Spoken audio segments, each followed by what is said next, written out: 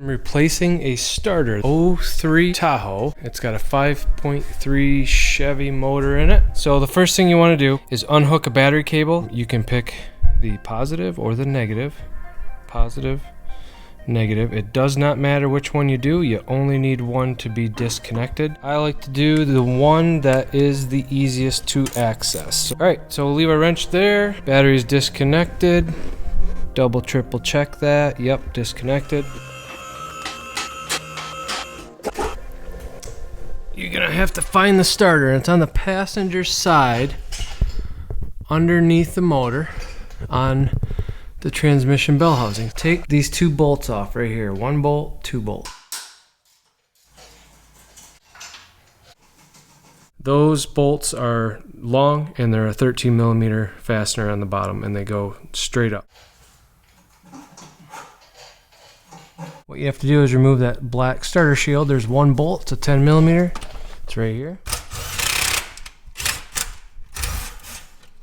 Should be able to wiggle the starter backwards enough to clear the bell housing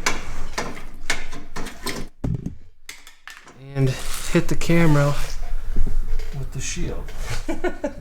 Whoops. Key to getting this whole thing off, there's a crank sensor right there, so don't force anything. And once you pop that heat shield off, wiggle it out of there. So this little guy, once you get that out of the way, now you won't hit this crank sensor.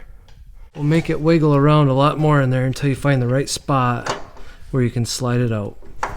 Eventually, you'll find the right spot and it'll just kind of slide out like butter. There's three connections back here. This one you don't have to do anything with, but this little guy right here we gotta take off.